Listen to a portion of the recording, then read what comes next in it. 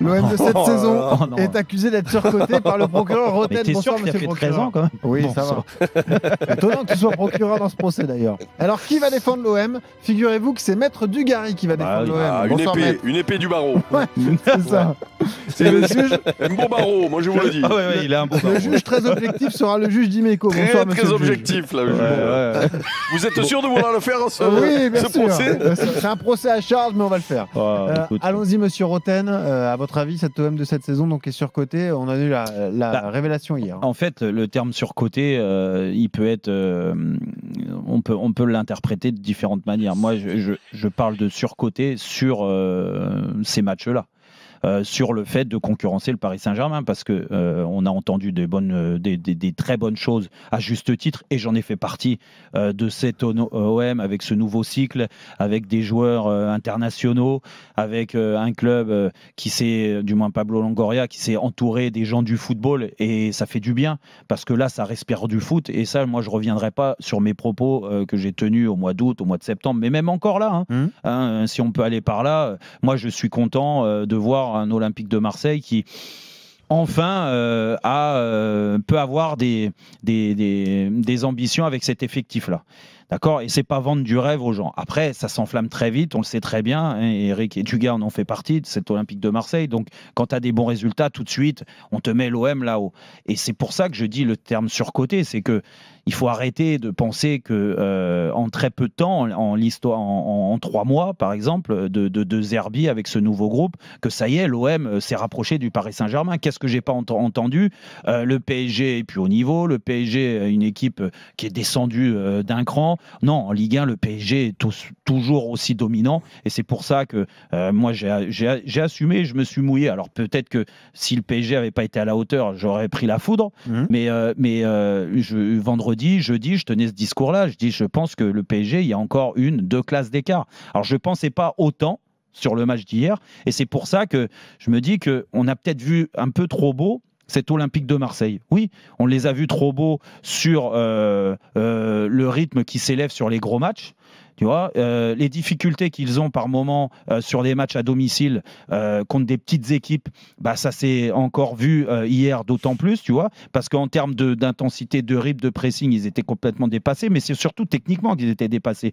Et c'est là que je me dis, waouh, oui, en effet, on a peut-être vu trop beau Luis Enrique. Harit, bah, on a des gros points d'interrogation. Bon, bah, là, il a joué 20 minutes, donc on va pas lui tomber dessus au bout de 20 minutes, mais quand même, les 20 premières minutes, elles sont catastrophiques, et le geste qu'il fait est catastrophique. Greenwood, bah, la petite pépite, bah, on n'a pas vu, mais même dans l'engagement, tu vois. Donc, Wai, moi, je lui laisse sa chance, mais oh, mon coco, il va peut-être falloir te réveiller, parce que quand le niveau s'élève, quand tu as un mec comme Pacho qui vient de suivre et qui te bouffe 1 fois, 2 fois sur la tronche, bah, il faut peut-être avoir du répondant, mais il n'y a pas de répondant, ça fait pchit. Au milieu de terrain, bah, moi, on me dit, oui, beaucoup Højbjerg, la qualité d'Hojberg, Tottenham et tout ça, équipe du Danemark. Oui, contre des équipes où ça laisse le temps de jouer, il était rayonnant. Là, le rythme s'élève. Il a vu plein de petits bonhommes se balader autour de lui, complètement dépassé. Il n'est pas rentré dans un duel. Il a dû mettre un tacle en première mi-temps. Rabiot, bah après, tout le monde connaît Rabiot, mais bon, sur le match d'hier, il n'est pas au niveau qu'il doit être. Et puis après, c'est surtout aussi défensivement. Du moins, le bouillon total pris m'a montré qu'en effet, cet Olympique de Marseille était surcoté sur les gros matchs. Pour rivaliser avec le PSG, c'est pas possible. Du moins, cette année, c'est beaucoup trop tôt. Mais moi, encore une fois, je les enterre pas. Je dis juste que, attention, la saison peut être faut y aller mollo. Le PSG est largement au-dessus de beaucoup d'équipes. Je pense qu'en termes de qualité d'effectifs, qualité les noms, l'OM peut rivaliser avec des équipes comme Monaco, Lille, tu vois, parce que Lille, on n'en parle pas, mais ils sont là. Tu vois. Ouais. Donc, c'est la catégorie-là, et je pense que moi, je les attendrais plus au tournant contre ce genre d'équipe. Mais là, on a vu qu'il y avait 2 classes d'écart avec le PSG. Il va falloir bien faire leur autocritique, parce que le rythme, la qualité technique, mais aussi l'engagement fait que c'est souvent comme ça avec le collectif que tu arrives à passer un cap. Si tu te satisfais juste des victoires à Montpellier ou des victoires à la rage contre des équipes qui jouent le milieu de tableau, tu vas faire un bon championnat, tu vas finir en haut, mais tu ne pourras pas concurrencer les meilleurs. Voilà. Donc cette année, c'est trop tôt. Et puis, juste le dernier, je finis là-dessus. Quand on parle de surcoté, là, je parlais des joueurs, mais aussi de Zerbi. Je suis désolé, mais de Zerbi, c'était un quasi sans faute depuis le début en termes de com et même ce qu'il mettait sur le terrain. Le premier gros choc, il était attendu au tournant. Moi, je trouve que tactiquement, il ne s'est jamais adapté à la leçon qu'il a reçue par Luis Enrique, parce qu'il a dit beaucoup de bonnes choses en conf de presse avant le match sur Luis Enrique.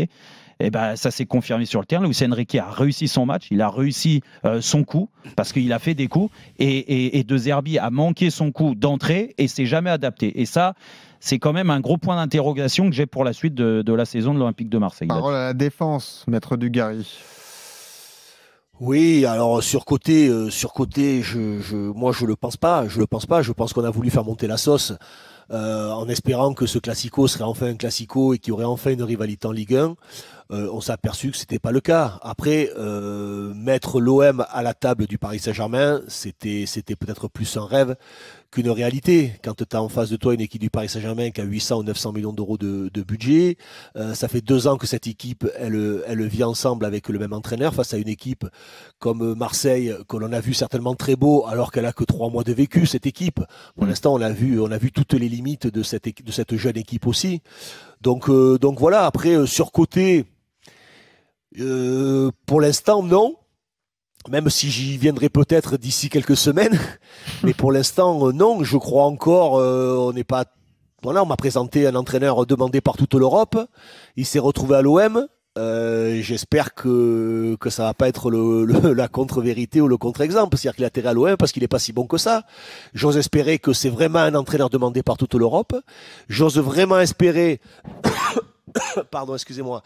Et j'y crois que Greenwood est un joueur à 100 millions d'euros. J'ose espérer que Rabiot est un international français titulaire en puissance. Pour l'instant, tout ça, je ne l'ai pas vu. J'ose espérer que Wai, même si aujourd'hui c'est plus un joueur de Ligue 2 qu'un joueur à 30 millions d'euros, j'ose espérer que tous ces investissements, tous ces choix de joueurs sur le papier qui ont été faits vont enfin se confirmer pour pouvoir, malheureusement pour l'espoir que j'avais sur notre championnat, pour rivaliser pour la 2e, la 3e place. Et là, je pense qu'il n'y a pas de problème. Après, face à Paris, c'est un cruel constat. On a essayé de faire monter la sauce, notamment avec Eric, mais ça... Malheureusement, c'est le contre. Le retour de bâton. Ouais, le retour de bâton est terrible. Ouais. Bon, Monsieur le juge Dimeco, alors est-ce que cet OM est surcoté? Non, mais alors surcoté. Peut-être qu'on les a survendus. Surcoté, je ne veux pas croire que une fois qu'il aura son équipe type avec les joueurs qu'il y a sur le terrain, et si lui justement prône un jeu un petit peu plus ambitieux et en tout cas un petit peu plus dans l'impact plutôt que dans l'attente, non, je serais plutôt d'accord avec Dugas. Ensuite. Attention, parce que quand on faisait des débats sur l'éventualité peut-être d'avoir un championnat plus serré cette saison, c'était parce que on n'a jamais oublié Monaco dans l'histoire, et c'était parce que on a vu sur certaines mi-temps des trucs où on s'est dit tiens. Et que ce soit sur les matchs du PSG ou les matchs de l'OM, où on s'est dit, tiens, peut-être que le fossé entre les deux équipes est moins important que d'habitude. Moi, sur le match d'hier soir, je suis désolé, oui, il y a 20 minutes qui sont catastrophiques, où l'OM ne rentre pas dans le match et où ils ne sont pas dignes de jouer ce genre de match-là, mais on ne sait pas, tu sais, à la mi-temps, un discours, un changement de tactique, regarde ce qui s'est passé sur le Classico, tu as une première mi-temps... Tout le match, il est indigne, Eric, parce que même à 10 contre 11, tu dois montrer autre chose. Ouais, tout le match, mais sauf que moi, là, tout à l'heure, on en a parlé, moi, je veux bien flageller les mecs, mais quand tu as pris un but d'entrée, un carton rouge en 20 minutes et un but contre ton camp au bout de 25 minutes. C'est sûr qu'à la mi-temps, elle est longue. Je suis désolé, mais je ne suis pas sûr que ce serait. Je ne sais pas comment j'aurais réagi. Donc, je ne peux pas croire que ce qu'on a vu de l'OM hier soir soit la réalité. Ou alors, là, on se sera vraiment trompé. Mais que je sache, Jérôme, moi, je bosse tous les jours dans une émission où il y a, entre guillemets, puisque c'est lui qui le dit, le GOAT des débats sur le PSG. C'est lui qui nous dit depuis le début de la saison que le PSG est en dessous de ce que comme quoi c'est pas le GOAT. Hein. Mais non, mais on est d'accord que sur toutes les équipes de QSI, c'est l'équipe la plus faible sûrement. Oui, mais il y a sauf plus Mbappé, que Eric, surtout, c'est ça la différence. Voilà, donc ça. Là où on est d'accord, c'est qu'en Ligue 1, ils n'ont jamais été surclassés. Le PSG a toujours été au-dessus. Oui, mais sauf que tu ne peux pas empêcher les gens de regarder ce qu'ils ont fait en Coupe d'Europe, notamment contre Girona. Et contre le dernier, là, contre Eindhoven. Arsenal, à la limite, même Arsenal, ils se sont fait rouler dessus. Tu ne peux pas empêcher les gens de dire waouh, dès qu'en face, il y a un peu d'impact, un peu de. Voilà, donc, sauf que l'OM n'est pas à ce niveau-là, il n'y a pas de souci. Mais de là à les avoir surcotés et d'un coup, ils sont plus bons à rien. Là où je suis d'accord avec Dugas, c'est que attention, parce que on paye chaque année pour se rendre compte que ce qu'on a dit un mois avant, c'était l'inverse. C'est pas faux, c'est pas faux. Et puis pour aller dans votre sens, si l'OM surcoté, c'était peut-être juste parce qu'on l'espérait aussi que cette année peut-être ce soit un peu serré, tu vois. Mais sur les gros matchs, je pense qu'on les a vus trop beaux. Et que par contre là où là je te rejoins et je rejoins aussi Dugas, c'est que si l'OM gagne à Nantes, c'est leur prochain match, l'OM aura 20 points en 10 journées de championnat. Bon, bah, c'est très bien. C'est quand même pas mal. Tu vois. Donc, moi, je ne veux pas remettre en question tout ce qu'on a dit depuis le début. Je dis juste qu'en effet, sur les gros matchs, et ça faisait partie du classique, le match référence, bah, je ne pensais pas qu'il y avait 2 classes d'écart comme ça. C'était terrible.